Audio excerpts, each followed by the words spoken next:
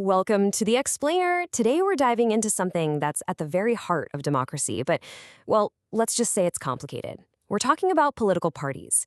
Are they a core feature, or are they maybe a fundamental flaw? So let's jump right in with this paradox. On the one hand, political parties are basically the face of democracy for millions of people. I mean, when you think about politics, you're probably thinking about parties. But on the other hand, survey after survey all over the globe shows they are one of the least trusted institutions out there. Kind of weird, right?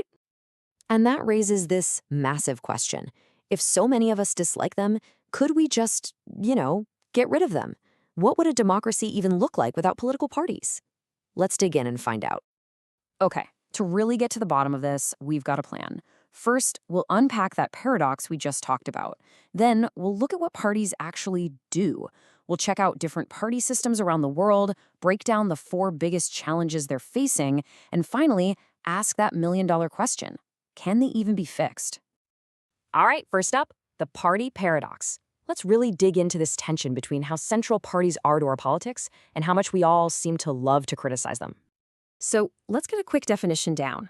At its absolute core, a political party is really just a group of people who have some shared ideas about how society should be run. They get organized, they compete in elections, and they try to turn those ideas into actual policy. Sounds pretty straightforward, right? But yeah, this is exactly where the trouble starts. And this quote just hits the nail on the head. See, by definition, a party represents one part of society, not the whole thing. So they automatically create division or partisanship. And because of that, they become this super easy target for pretty much everything people feel is wrong with politics.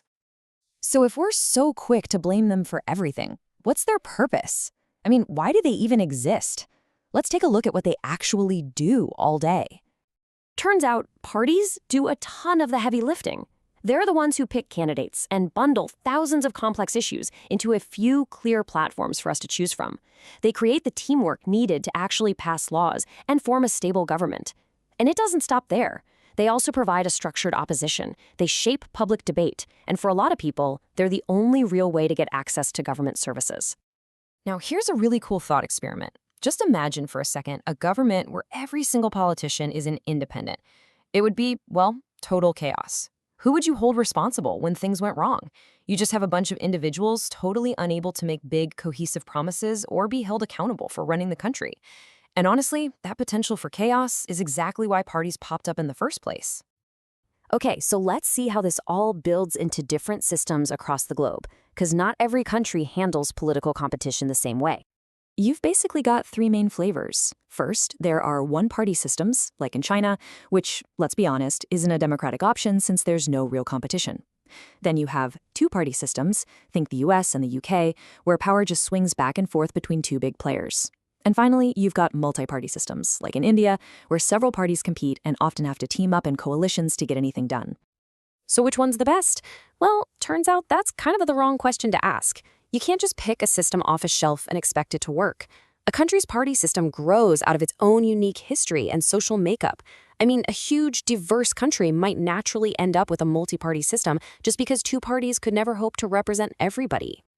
All right, now we get to the real juicy stuff, the heart of the criticism.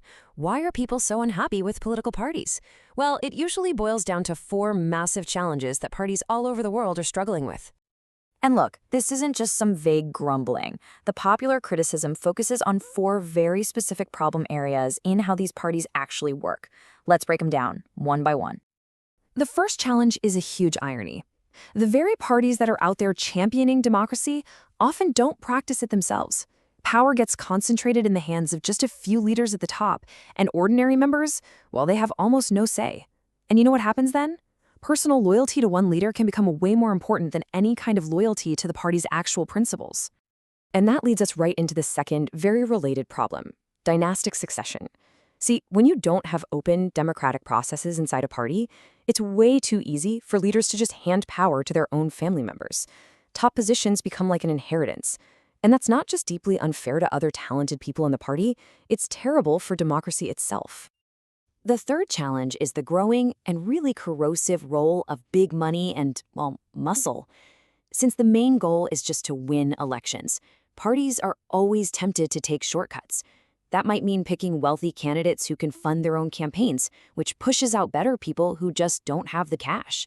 Or, even worse, they sometimes support actual criminals who they think can win elections, which, as you can imagine, just destroys public trust. And the fourth challenge is one that I think a lot of us can feel.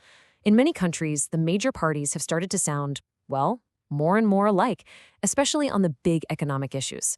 They're all chasing the same voters in the middle, so they water down their positions until you're left looking at the ballot and feeling like there's no real meaningful choice to be made. So, after hearing all that, it's pretty easy to feel cynical, right? Which brings us to our final and maybe most important question. Can political parties actually be fixed? Or are these problems just baked into the system? Okay, so people have tried to fix this stuff. In India, for example, they passed an anti-defection law to stop politicians from just switching parties for personal gain. The Supreme Court has ordered candidates to come clean about their money and any criminal records. The Election Commission even requires parties to hold internal elections. But, whether these things actually work, that's a whole other debate. And there are plenty of other big ideas on the table. Things like passing a law to force parties to be Democratic inside, requiring them to give a certain number of tickets to women to improve representation, and even having the state pay for elections to get the influence of big money out of politics. These are great ideas, but getting parties to vote for laws that limit their own power? Well, let's just say that's a tough sell. And this brings us to a really crucial point. Just passing more laws might not be the answer. Parties might just find clever new ways to cheat. The experts suggest two other, maybe even more powerful ways to get reform. The first is public pressure. Citizens, activists, and the media just relentlessly holding parties' feet to the fire. The second is a bit more personal. For people who want change, to stop criticizing from the sidelines and actually join a political party to fix it from the inside. And that leaves us with this final, provocative thought. Maybe the answer to the problems created by political parties isn't to wish them away. Maybe the answer is to engage with them more deeply, more thoughtfully. It suggests that politics isn't a spectator sport, and that in the end, the quality of our political parties is just a reflection of the quality of our own participation. Thanks for joining us for this explainer.